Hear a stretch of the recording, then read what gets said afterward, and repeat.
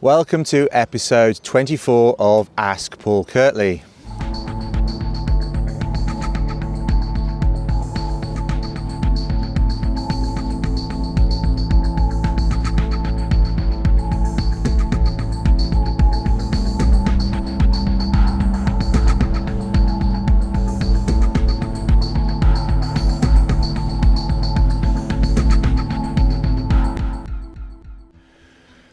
Welcome to episode 24, and we've got some more great questions today. Back on my own again after last week's experiment, I guess it was, in terms of having some live Q&A, some live questions from an audience.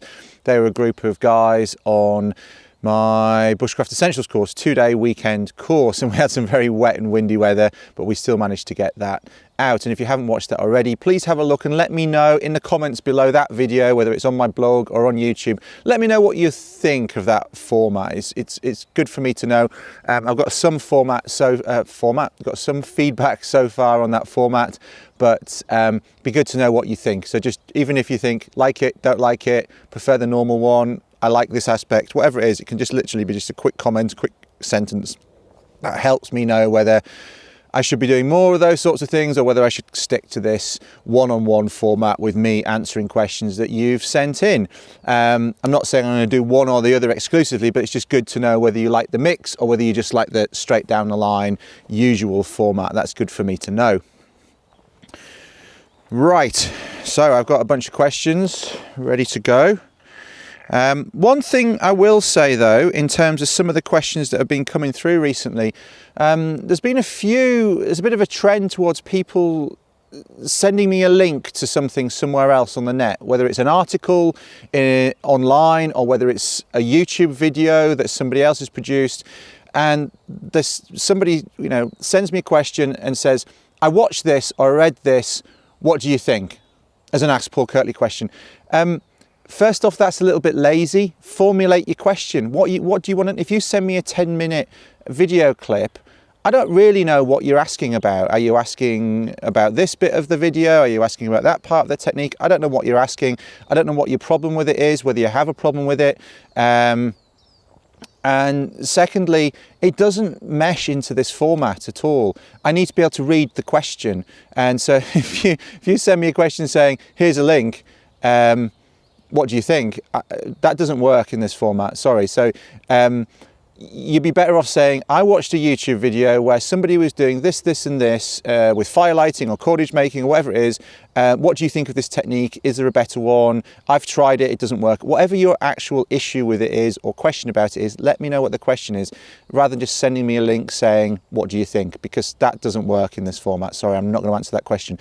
And also, more importantly, if I'm in the field, which I am a lot in the summer, I'm running lots of courses, I'm doing all this from my phone. I am not going to be watching 10-minute YouTube clips on my phone, running my battery down, trying to formulate an answer to your question. It just doesn't work for that logistical reason either. So send me a written question, keep it concise, ask me what the question is, ask me what your issue is, and I'll answer it. Otherwise, it's just too vague, it's too open-ended, and I'm sorry, it doesn't fit into this format. All right, so with that said, let's get into this episode. Now, I have to apologise to Dave Wellesby. In episode 22, I read out his question title about tracking, trapping and hunting, and then I didn't actually answer the question in the episode. I had a lot of questions. I think we did 7 or 8 anyway, and I just, for some reason, I skimmed over it. Apologies, but I'm going to answer that one first here. So, Dave's question. Dave Wellesby also goes under the name of Wellesby Roots on Twitter and Facebook and YouTube as well. His question was, I was wondering what resources you would recommend, books, people, web pages, etc., in learning about tracking, hunting and trapping. What are your thoughts on trapping for long-term sustainable living? Well, that's quite a big question, Dave, but it's a good question. I'll answer the first part second and the second part first, actually. I think logically that makes more sense. What are your thoughts on trapping for long-term sustainable living? Well, it is possible in some parts of the world still to be living off the land in terms of trapping and hunting, whether that's in a traditional way or whether that's using modern tools, modern weapons in particular, modern hunting rifles and those sorts of things, or bow hunting. Some places that's legal, other places it's illegal, but there's a small enough density of people and a large enough density of animals that that's possible. The question is that, the other question of course is that ethical? And the other question is, if we all decided to do it, it certainly wouldn't work. So you know, where you are, Dave's in Ontario in Canada, where you are in Canada, there are places further north in Ontario and going over into Manitoba and further afield as you go further north and in Quebec, where there aren't many people, and there are also the rights to hunt and trap still. For a lot of fur trapping still goes on in those places. That's probably sustainable economically on a small scale, as long as your expenses are not high. Whether or not you consider that ethical is a different issue. So you can make a living that way. I know some people still do that. Also, in terms of getting food, it's probably possible. You don't need many white-tailed deer, for example, to keep you going for quite a long time. There's lots of other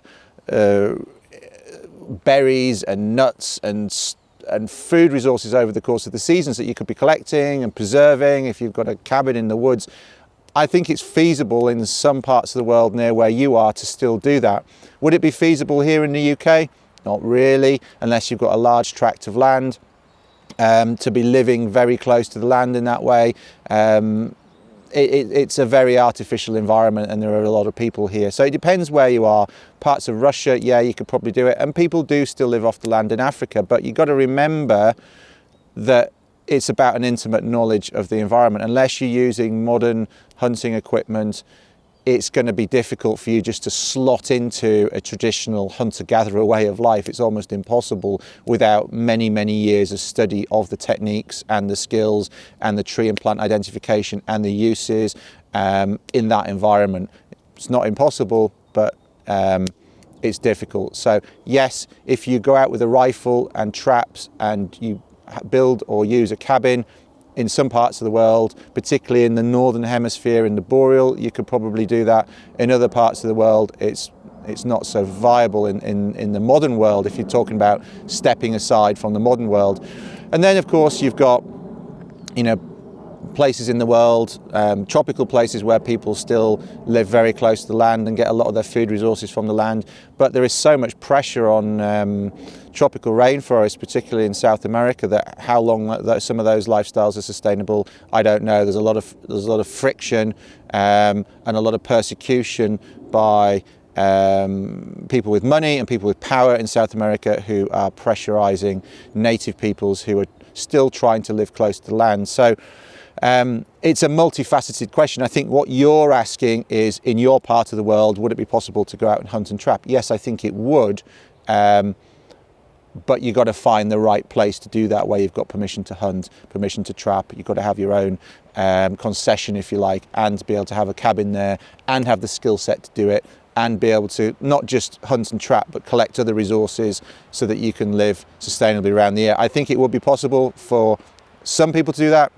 Would it be possible for everybody to do that? No, because there's too many of us and there's too little resources. That's that question. So in terms of recommendations, books, people, web pages, etc., learning about tracking, hunting and trapping, I think it's worth making a distinction between tracking and trapping. A lot of people amalgamate the two. They're a kind of separate subject in a way, although they do clearly feed into each other in terms of supporting each other.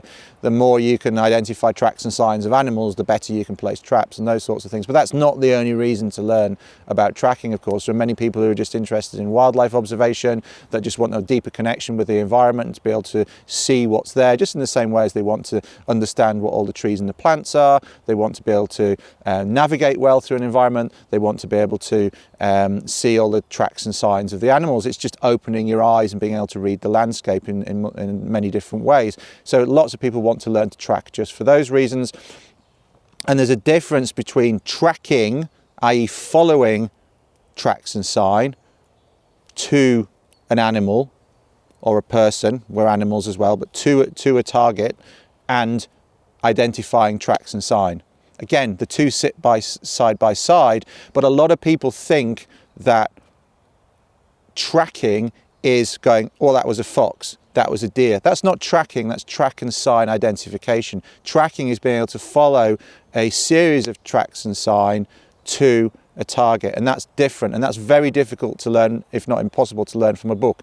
Track and sign identification, there's some good books out there, and I will put some recommendations in the show notes, some for Europe and some for North America. I'll put those in the show notes on my blog at paulkirtley.co.uk under episode 24, because there's a couple that spring to mind off the top of my head, but there are others on my shelf at home that I will want to make sure I've got the right titles and the details for you, so I'll do that. But in Europe, for example, Preben and Preben is the classic one, Animal Tracks and Sign, but there are many other good ones if you want to go into detail more on bird tracks, more on identifying bird feathers, more on identifying other aspects of, you know, tracks and sign in terms of droppings and all of those sorts of things. You can go into more detail on particular species. So I'm going to put some resources up on my blog for you, for starters. In terms of trapping, there's lots of different resources. Some of them are modern books, some of them are older books. I can't name one that's particularly good that's going to give you everything. And frankly, again, you can have a book full of traps, but it doesn't tell you where to set it, when to set it. There's lots of bad drawings of traps in books that are based on what works in reality, but the drawing's not that great, and then you can't replicate it. So again, my recommendation would be get as many resources as you can. And it sounds like I'm dodging the question. I'm not. I can't say this one book is the only book that you need.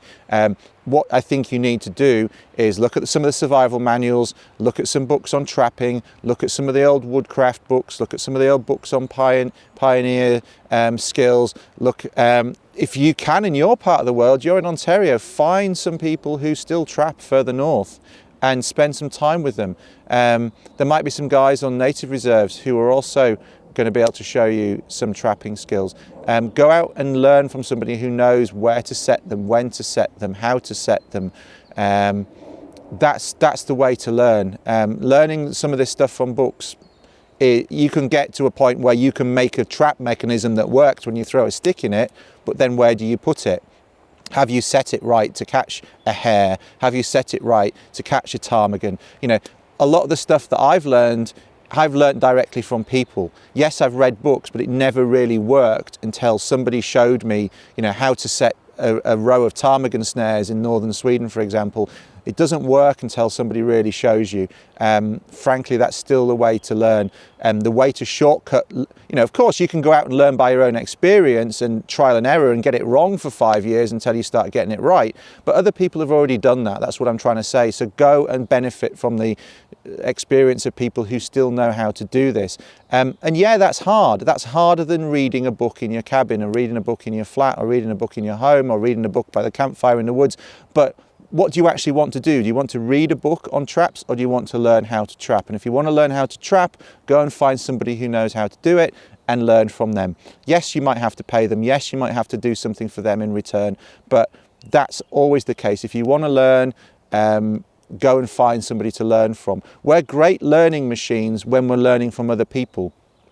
For thousands and thousands and thousands of years, we've passed on practical skills like trapping, like tracking, like firelighting from one generation to the next. And that's still a very, very efficient way of doing it, because you're shortcutting that learning from experience, trial and error that you get from just looking at a diagram and trying to implement it yourself, because it's in isolation, it's in a vacuum. So hopefully that makes sense. I will chuck a couple of resources up there for the tracking.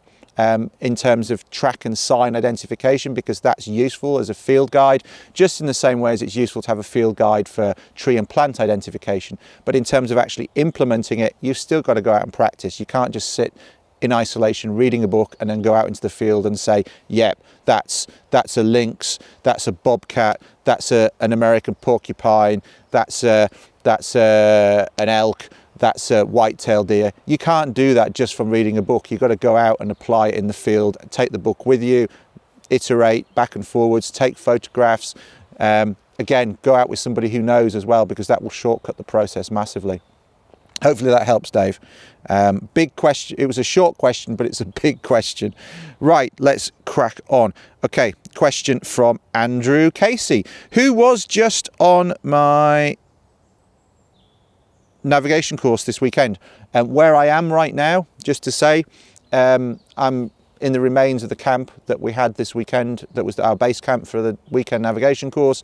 I stayed over last night to record this episode and to clear up today as well. Got a few other things to do around and about. We've got more courses next week.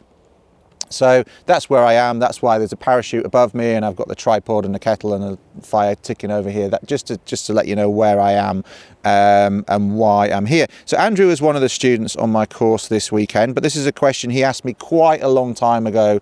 Andrew, apologies for that, on Instagram, and I'll put the picture up here on the video, a screenshot. But his question is, hi Paul, I'm interested in trying making some birch bark containers. The quality of bark in my area is substandard. Would you recommend buying bark online, as I've seen some for sale for florists, for example? Any help on this would be appreciated. All the best, Andrew. Good question, Andrew.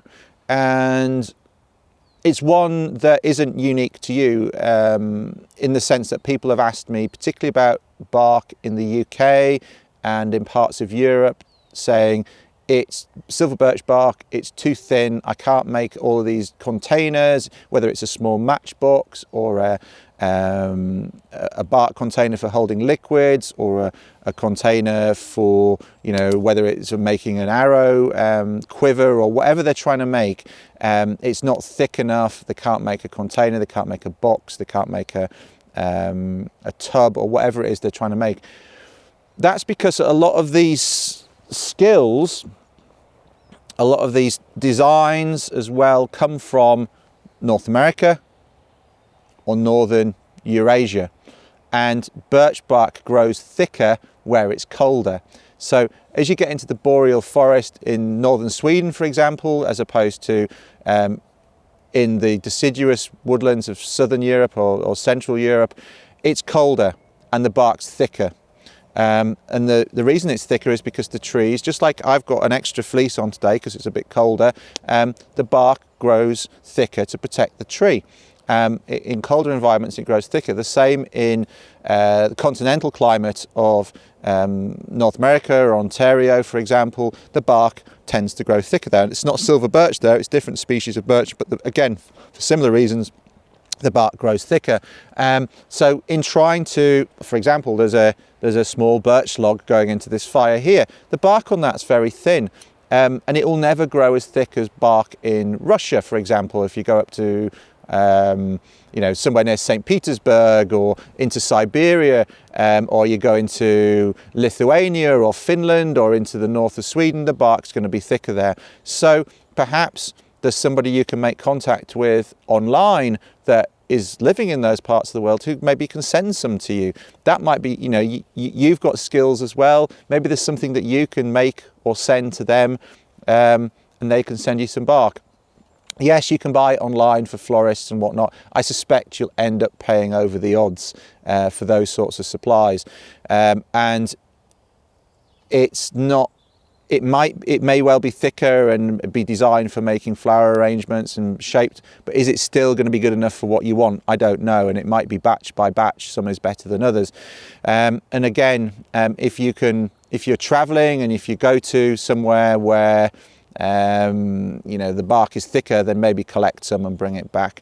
You occasionally get some quite thick bark. So Spoons, who works with me, for example, he was on holiday in Norfolk recently on a camping trip with his wife, and he found a downed birch tree, dead, and had really quite thick bark on it, but it's still not as thick as some of the stuff you're going to get from northern climes. So it's really a climatic thing, and you're going to have to get some from further north. Where paying for it online though is probably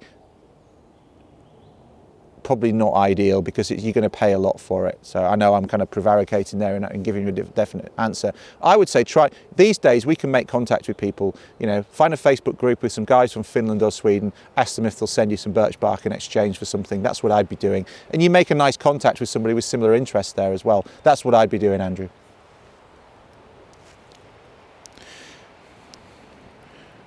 Right. Bit of wind coming up. I don't know if you can hear that on the microphones. Next question, finding decent firewood. This is from Richard Morgan, and he says, following on from your recent winter bushcraft camping tips video, I found one thing that puts me off, and that's my ability to find good quality firewood. I've always had difficulty spotting dead standing wood, and in winter, short of taking wood with me, I struggle to find dry firewood. Could you please do a video on finding winter firewoods, please? Well, I'm not going to make a video right now, Richard, but I'll answer the question. You've kind of answered it for yourself already. Dead standing wood is the best firewood because it's still upright. If you've got a log lying down on the ground, there's much more of its surface subject to rain, and also part of that, the circumference of that log is going to be in contact with the ground, which in this environment, northern temperate in the winter or the early spring, is going to be very wet on the ground. It's wet on the ground here.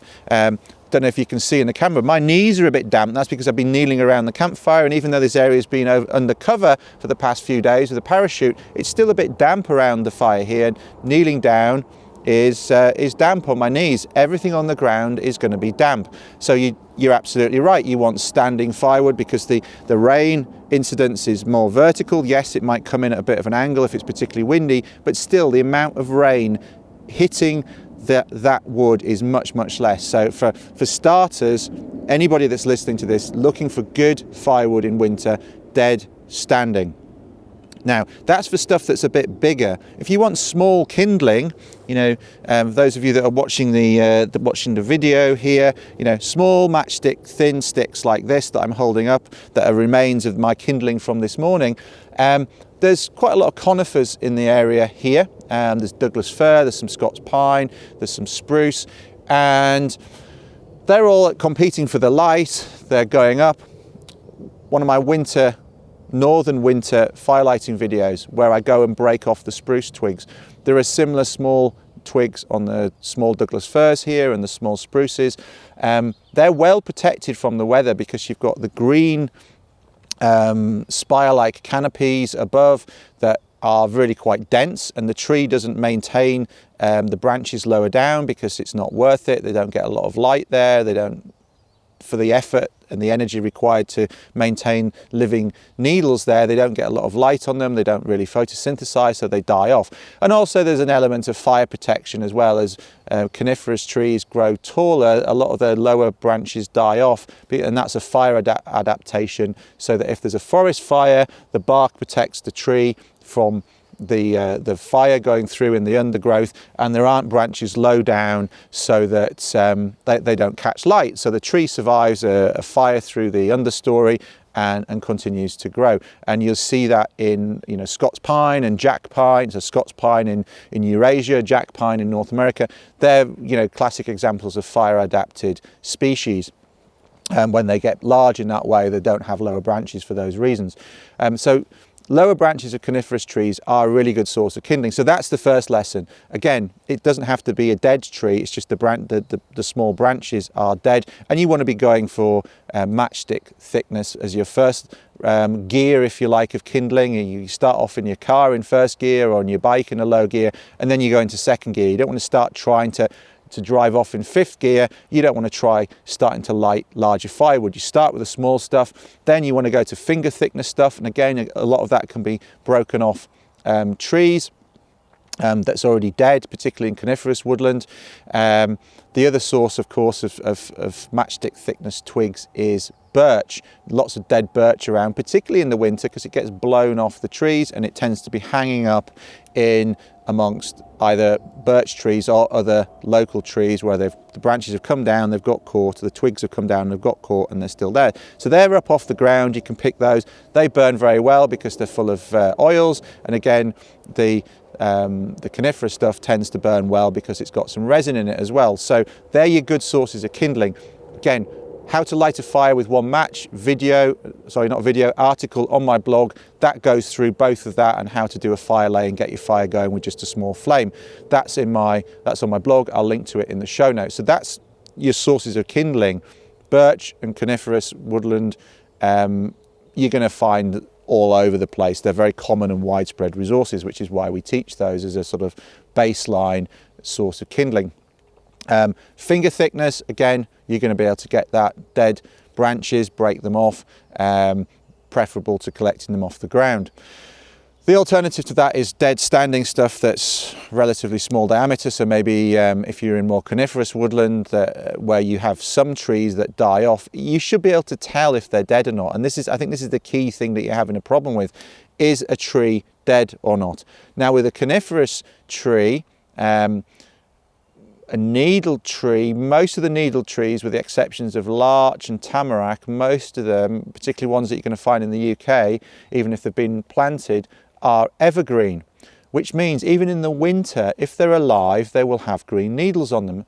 And okay, they might not have live branches low down, but look up. If there's green needles up there, it's alive. If it's dead twigs and branches all the way up, it's dead. And then you can just have a little look on the bark and just to see if it's live or not. Again, a lot of trees that have been dead for some time, the bark starts to degrade. You just look around you and make a comparison. Look at one that's got green needles on it. Look at the bark. Look how it looks healthy. Then look at one that looks dead all the way up. Look at the bark. It's starting to degrade. It's starting to flake off, etc., etc. It doesn't look healthy. That's going to tell you that it's dead. And similarly, with deciduous trees, even though it's harder to tell if they're live in the winter or not because they're dormant, or the leaves have come off, the bark will still look healthy. It won't be flaking off in big clumps. There won't be rotten bits. It's going to be whole. The skin of the tree, if you like, is going to still be healthy. And you can, again, look between the different ones and you'll pick out ones that don't look right. With deciduous trees, even though they're not in leaf in winter, they still have buds. The buds are ready to go for the next season. The buds develop before the winter and they sit there dormant. So if the tree is dead and all the branches are dead and there are no live buds, then that's a good indication that the tree is dead. So you need to look at these details to ascertain whether or not the tree is dead or not. And again, you don't want to be knocking down great big trees anyway. The smaller stuff is what you want, because you can then split that out if you need to. You can make splints, feather sticks if you need to, if you can't find other kindling. And again, go to my blog. There's a couple of articles on how to make feather sticks there. Split out the log with an axe or bat on it with your knife. And even if you're in quite cold conditions, unless you're sleeping out in front of a fire with no sleeping equipment whatsoever, most of the time you don't need to burn anything bigger than wrist thickness. So as long as you can identify that a tree, whether it's maybe a small birch tree or a small conifer that's a couple of inches in diameter, 2 to 3 inches in diameter, is dead and standing, that's great firewood. You can create everything that you need from that. You can make feather sticks, you can make splints, you can make larger fuel, and you can keep it in the round to feed in for a star fire like I've got here. I've got birch of maybe 2.5 inches diameter coming in here. I've got a bit of beech, and there's a bit of last bit of Douglas fir feeding in there as well, just bits that I've collected from around here, dead hung up branches mainly, one dead standing birch tree that was clearly dead. That's all you need, and it's ticking over and it's keeping quite a large kettle hot. So that's the stuff to be looking for, and hopefully that helps. It's quite a lot of detail, but look, it's about observation. Look at what's live, look at what's dead. And also, the last thing I would say on that is when you're out in the summer, look at the deciduous trees that are live, and it's easier to see the ones that are dead because they don't have any leaves on. Look at the differences between the branches and the bark on the dead ones, and the branches and the bark on the live ones. And that's going to be the same in the winter. It's just that the live ones won't have leaves on, and you can build that database up in your head. That's the only way to do it. It's just experience and look at the differences between what's live and what's dead. But there's lots of things that will tell you that, as I've already said. So hopefully that helps. Better move on. Next one. Got a few more questions to move through yet. This one is from Philip Bell, and his question is about portages and canoe trips. He says, "Hi Paul, I've always wanted to do a multi-day canoe trip in Canada, but long portages sound like hard work. Do you think hardships add to the enjoyment of the outdoors, or are they just something that should be endured to get to the places you want to go to or see what you want to see? I can't help but think that there is a bit of cognitive bias going on, i.e. I get myself into these situations, therefore I must enjoy them." And again, there's a link to something which I haven't looked at there, Philip, so I can't comment on that, to be honest. And he says, "See you and your team at the end of April for the Essential Bushcraft course. I'll be the one on the bike." Okay, whoop, dropped my phone.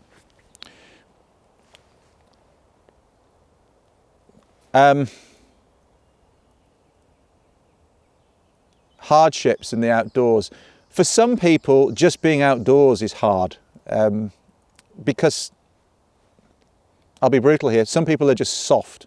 And I mean soft because life has been easy for a lot of people. In the first world, you can have a very easy life. Even if you are in the poorest part of the social economic scale in a first world country, life is not that hard. And I'm sorry if anybody disagrees with that, but just go to a developing country and you'll see what I mean. Go to a really poor part of South America, go to a really poor part of Africa, go to a really poor part of Asia. That is a harder life that a lot of people still have in those circumstances. In Western Europe and in North America, you can have a relatively easy life. And then if you have even a modicum of reasonable income, you can have a very comfortable life. We have enough food. There's nobody starving in the first world, really, whereas there are in other developing parts of the world that just don't have enough food from one day to the next.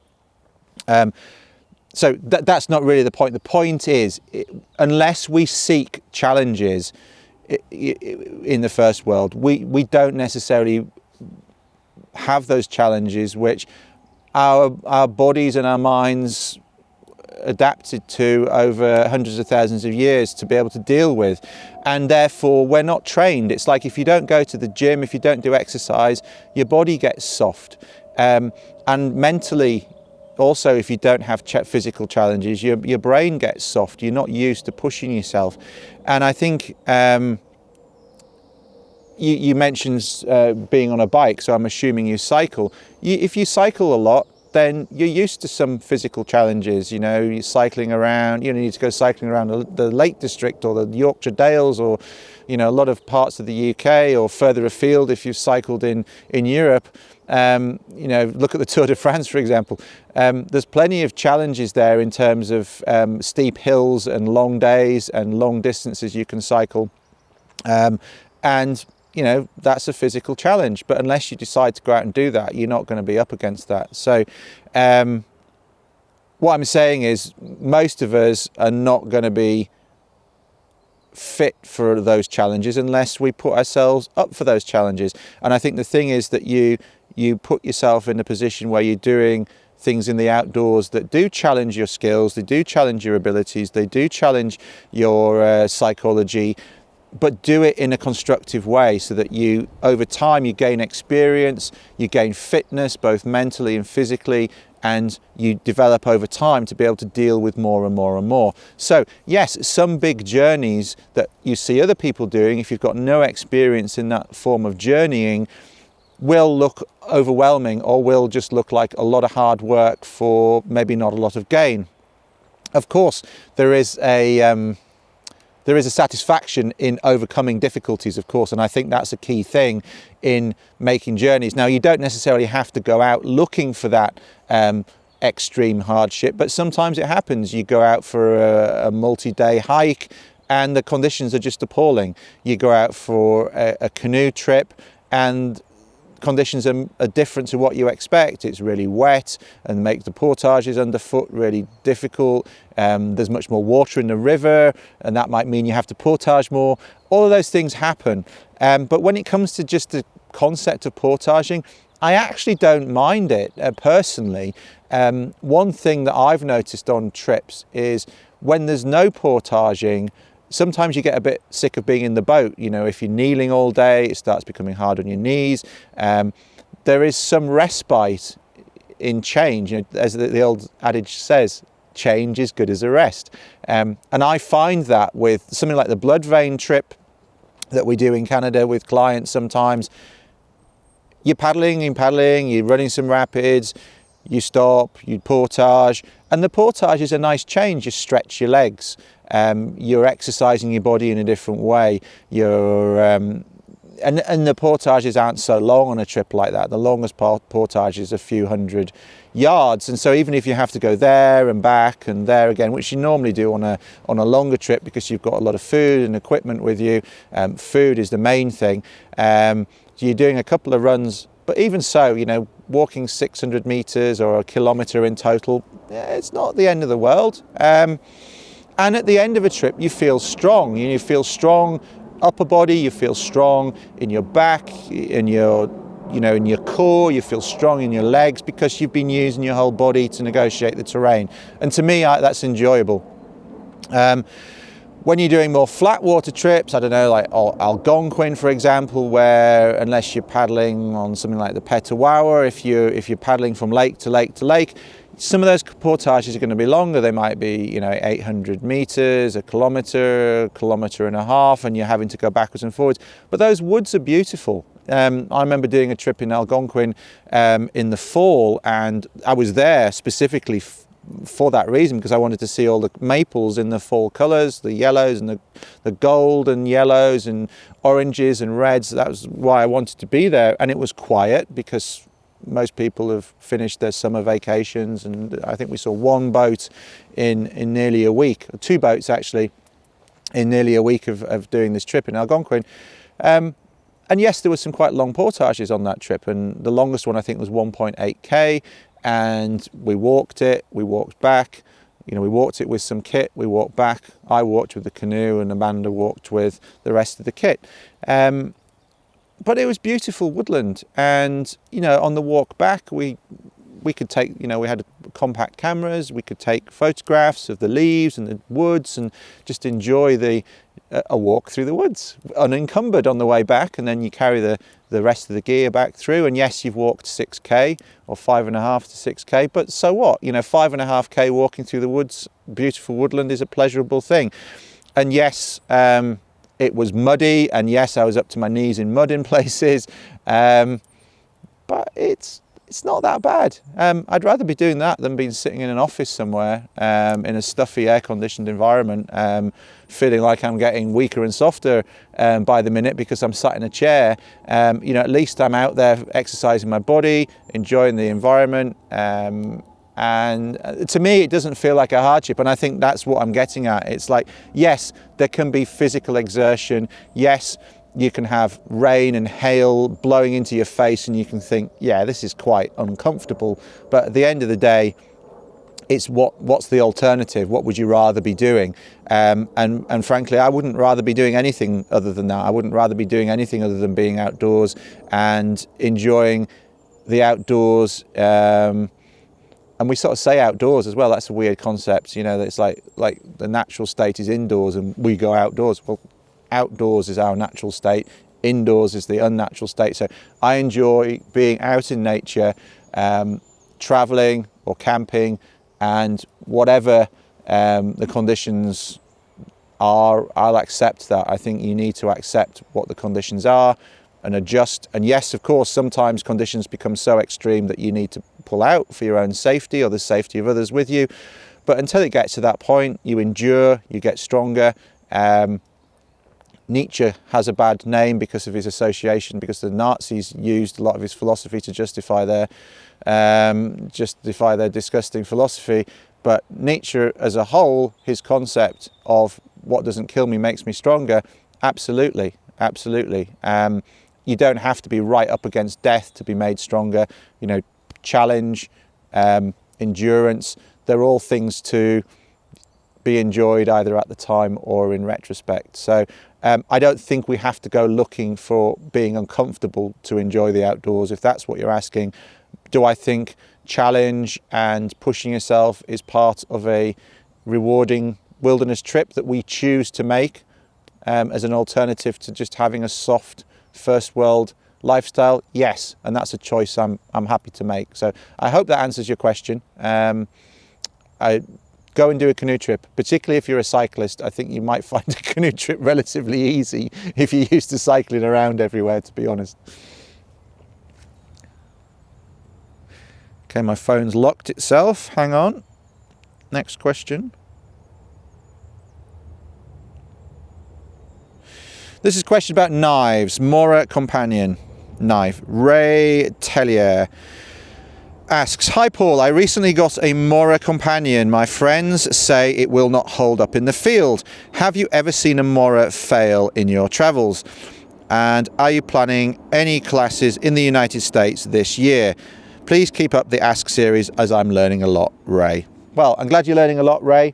To answer the question about running classes in the United States, no, I'm not. I have no plans to run courses in the United States. But if somebody wants to host a course, obviously there's certain things that we need in terms of resources, both man-made resources and natural resources to be able to run, say, an elementary program. But I would be happy to entertain running one of my elementary programs in the States, but I would need somebody on the ground to help me liaise with, you know, local clients, as well as, you know, the logistics of doing that, because clearly I can't jump on a transatlantic flight with everything that I have here in the UK to run an elementary program for, you know, 10 or 12 students. There's certain base camp items and those sorts of things that we would need to have in place, but I'm happy to entertain that if somebody wants to, if you or somebody else wants to help facilitate that. That's the first question, or the second question answered first. The other part about Moras, if you're talking about a standard Mora Companion, the first thing I'll say about them is that is the standard knife that we hand out on courses to our students as a basic bushcraft knife. And I'm very happy to do so, and I'm confident that for most jobs that will be an absolutely fine knife, and people can carry on using those for years and years and years and years and years with no problems whatsoever. Where they do fail, and the only place I've ever seen them fail, is when people baton with a Mora Companion. They have a tab tang and they have a handle moulded onto that tab tang, plastic and rubber composite, if you like.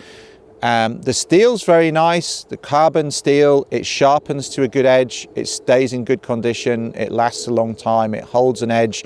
You can carve well with the Mora Companion, you can make good feather sticks, you can fillet fish quite nicely with them, you can prepare small game with them. You can do an awful lot with them, and they're light and they're robust and the sheath is robust. Where they fail though, where I've seen them fail, not all of them, maybe 1 or 2%, is batoning through wood that is a bit tough to baton. And what happens is the handle cracks because of the pressure on it, and the tab tang comes away from the handle. That's the way I've seen them break most often. Occasionally, when people have been you're hitting it on the tip, you're pushing down on the handle. I've got two in my collection of broken Moras that I show to people how they can break. Two where the tab tang itself is actually sheared down through the metal, and that's an actual metal material failure, and that then has caused the handle to come off. So that it's not that the handle broke off and then the metal failed, the metal must have failed first for the handle then to come off, and you can see it sheared all the way down. I've got photographs of that if anybody's interested to see that. In fact, I will try and put a screenshot of one of those failures in the video. So if you're listening to this as the podcast, go to the video at this same timestamp as you're at with the audio. They're both synced to the same time. So whatever the time is now on the podcast, go to the video at the same time and you will see a screenshot now. Okay, so you can see there that metal has fractured, and you can see the structure of the metal. That's the only time I've seen them break. So my point there would be, if we're running a course and that happens, I will give somebody a new knife. They're still great knives, they don't cost a lot of money. If you want something more robust, then buy the robust version of it, the strong version of it that's got thicker metal. I've not seen them break batoning. I've not tested the full tang version. We talked a bit about the full tang in the previous one. As you'll have gathered from episode 23, I don't spend a lot of time looking at knives and the latest knives. I just use what I've got in front of me, and I have the PK1. I haven't got it on me now, it's in my rucksack there. PK1 that I often carry is 4.5mm thick steel. There's no taper in the tang. I won't break that batoning, and that's why I have a knife that size. Even a 4mm, Woodlaw type knife, Woodlaw clone, is not going to break batoning. Getting down to 3mm, I've never seen one break. I've got a 3mm 01 full tang knife. That's always been fine, and I've never heard of anybody else's breaking, unless somebody's done a bad job with tempering the metal. But in terms of the thickness, that's fine. But everything has a breaking point. If you stuck I'm sure if you hammered a 3mm full tang knife into a tree with the blade horizontal rather than vertical, and then applied enough force downwards, it would break. But I wouldn't recommend trying that, because if you get bits of metal flying off, you've got eye injuries and all sorts of things potentially happening there. That's not something that I would recommend. But I know for sure that when certain bushcraft knives were developed, that those sorts of tests were put in place with 4mm steel, and it was very, very difficult to break them. You had to basically put a scaffolding pole for leverage on the knife handle and really wrench it. You're never going to exert that sort of force using it, even if you're using it in an emergency where you've got lots of adrenaline and you're trying to cut through something to free a friend or whatever it is. You're not going to break one. So I would say 4mm full tang minimum for real wilderness use, and that's why my wilderness knife, my PK1 wilderness knife, is 4.5mm steel, 3/16 of an inch, because it's made not to break, in a place where you can baton, you can split, you can do all of those jobs with it, you can prize things if you need to, where I can't get resupply.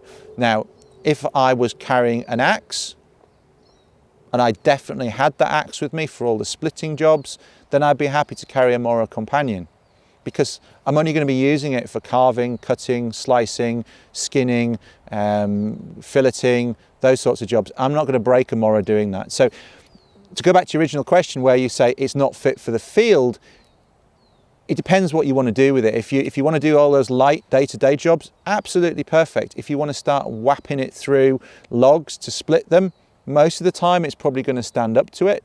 But if that was my only knife in the wilderness, I wouldn't be doing that with it. I'd either be using an axe in combination with it, or I'd be carrying a stronger knife that's not going to break batoning. That's that. But for £15, $15, whatever they cost these days, absolutely fantastic tool. And for anybody starting bushcraft, I would say just get away from this obsession with handmade expensive knives. Yeah, it's like people learning to write wanting to buy a Mont Blanc pen. It's stupid. Yeah, buy a Mora, get some skills. Yeah, too many people spend too much time getting a shiny knife and not enough time getting skills. Bushcraft's about skill. And the last thing I would leave on that front is, when you go and visit people like the Hadza, hunter-gatherers in Africa who live off the land by their knowledge, and all they own is a cooking pot, a pair of thongs, they've got some shorts, they've got a bow and arrow that they've made themselves, a hand drill set, and the knife on their belt is cheap, soft, steel, the sort of thing that most bushcrafters would be embarrassed to even admit they owned. That puts things in perspective for me. It's not about having a shiny knife that's, you know, of a particular type of steel with a particular handle with, you know, fancy rosetted, you know, bolts. That's nice to have. That's a nice thing to own, but it's not necessary for bushcraft. What's necessary is knowledge and skill. And I will keep banging that drum until I go to my grave. It's about knowledge and skill. Yep. The kit is a bonus. Yep. And to get started with bushcraft, you don't need to spend £200, £300, £400 or $400 on a fancy knife, and a lot of which you're paying for the time of the person who's made it. Not saying they shouldn't be that expensive. If you want a nice handmade item, you should pay for that person to earn a living doing that. Yeah. What also annoys me is people who look at expensive handmade knives and say, oh, that's too expensive, it shouldn't be that much. Really? How much is your time worth? If you spent 2 days making something, how much would you want to be paid? Yeah, that's the thing. So all power to people, you know, like Ben Orford or Tiger Knives or Simon Fernham or Will Adams or anybody else who makes handmade knives. Good, and I hope you manage to make a living from it, and you produce some fantastic stuff. But equally, all the people who are sort of knife Nazis who say you have to have a Woodlaw clone made like this that costs £400 before you can do bushcraft. No, you don't. Look at the hunter-gatherers who use knives that you'd be embarrassed to use. Mora knives work really, really well. You just need to know the limitations. Every single material has a limitation. Every single thing, if you push it hard enough, will break. And the thing to know about Mora Companions is that some of the things that we do in bushcraft, namely batoning, you can break a knife doing that. Other knives, full tang, you won't. I haven't tested the Mora full tang yet for that. I'll be doing that at some point. Hopefully that answers your question. I had a bit of a rant there. I know some of you like the rants. That's my rant for the day about knives, but that's not a rant at you, Ray. It's a really, really good question. Use your Mora, just be careful when you're batoning. If you're in a wilderness situation where you can't resupply, don't baton with it. Make sure you've got an axe with you for splitting down wood for firewood or for carving or whatever it is that you're doing. Last question, quick one here from Jake. Jake asks, hi Paul, I'm in the market for a new Daysack and would love to hear what you recommend and the reasons for your choice. Thanks for taking the time to read this email. No worries, Jake, my pleasure. Right, so you haven't said where you are, Jake. You haven't said what you want to do, what time of year, whether it's winter or summer. But as a general recommendation, the pack that I use a lot these days, it's sat there right next to the camera, is the Berghaus Monroe 30. And that's the backpack, the day pack that was in my what to put in a day pack for a hike in the woods or something like that, whatever the title is, some combination of those words. Again, I'll put a link in the show notes. It's on YouTube and it's in my blog as well. Classic, very simple, single compartment day pack, not too heavy for what it is, very tough, and that's one of the things I like about it. It's not too heavy for hiking within the hills. You can get lighter weight stuff today, of course, but it's fine. In the woods, it's very good because it's tough. I'm on my second one that I've ever had in my life. The first one I had, I wore all the material on the straps out just from putting it on and off and carrying it. I used to use it in town as well, so I'd sometimes be carrying it on one shoulder, and basically the material surrounding the padding on the straps went. But that was after 10 or 12 years of use and a lot of use. The other day pack which I've used that I quite like is the Carrymore SF Sabre 35. And one of the things I like about that, in contrast to the Berghaus Monroe, is that if you want to organise lots of little bits of kit. So some courses that I run, when I'm out with clients or out with students during the day, and I want to have things organised rather than just stuffed into one main compartment and a top pocket. The Sabre 35 has 2 side pockets, so you can put for example, you can put a Crusader mug and a Crusader bottle in there in one side. You can put a first aid kit in the other side, for example. It's typically what I do. And then you've also got some zips at the top which you can slide things down the side. And if you're not wearing your knife and your saw on your belt, you can slide those down one side. You can slide a map down the other side, and it's all organized and easily accessible. There's a top pocket on the top, which is handy, always in a day pack. I'd always look for that at least as a bare minimum. Single compartment, top pocket, and then it's got the main compartment as well. So Sabre 35, I like. Berghaus Monroe 30, I like, for just as general purpose. Now, if you're out in the winter as a day pack, you're going to need more clothes. You might need to carry a flask or a small stove or whatever. I just use my Sabre 45 without the side pocket. So one that I use with side pockets for camping in the summer, side pockets off, and use it as a day pack in the winter. I've used that for winter mountaineering in Scotland as well, because you can get crampons and a helmet and all those sorts of stuff in as well. 45 litre is a good day pack for winter. 30 to 35 is a good day pack size for summer. You can get everything you need in there: water bottles, waterproofs, spare maps, sandwiches, those sorts of things for being out in the day. And always remember to take some sort of shelter with you. Even if you're only planning to be out for the day, put a tarp in there if you're in the woods, put a bothy bag, a group shelter for the hills, or even if you just have an orange survival bag, generally just in the bottom of your day pack, you can cut it to make it into a tarp in the woods, and you can get into it as a shelter to keep the wind and the rain off in the hills. That's a good thing always to have in your day pack. And always remember to put a head torch in your day pack as well, because if it gets dark, you might have to stop and spend a pretty unpleasant night out, whether it's in the hills or in the woods. Whereas if you've got a head torch, you can probably find your way back to your car or your accommodation or your tent or the railway station or whatever it is. So head torch and spare batteries and at least a survival bag and all the other stuff that you need will fit into one of those packs that I talked about. And that's my recommendation. I'll link through to that what to pack for a day hike in the woods video as well in the show notes, so you can check that out. But that's that Berghaus Monroe 30 that's in that video, and that's a question I get a lot as well. What's that? What's the day pack you use? So that answers that question as well. That brings me to the end of this episode of Ask Paul Kirtley. I'm going to have another brew now and knock down camp before I head off to do a few of the things that I need to do in preparation for next week's courses. I've got an elementary course coming up, and I've got a woodcrafter axe course, axe and campcraft course coming up as well in the next few weeks. So looking forward to those, looking forward to seeing the people that are coming on those. I've been putting a fair bit of behind the scenes and fun stuff on Snapchat. I know a lot of people think Snapchat's just full of naked selfies. I'm not posting naked selfies on Snapchat. I'm posting little snippets of what we're up to in the woods and what we're up to on courses on Snapchat. So if you don't already follow me on Snapchat, I'm Paul Kirtley. My username is Paul Kirtley on Snapchat. Find me there. I'll put a link in the show notes. I'll put a link under the YouTube video as well. It's just more video content. One of the things I like about Snapchat is the fact that I can do a short video snip, upload it from my phone, and then I'll do another one later on that goes up from my phone, and the app basically splices everything together. So you watch that in the evening and you get a little video blog of my day in the woods.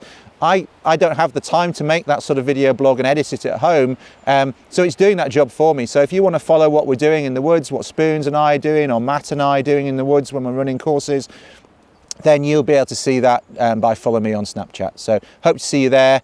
Take care, and see you on episode 25 of Ask Paul Kirtley, if not on Snapchat in the meantime. Take care. Cheers. Bye.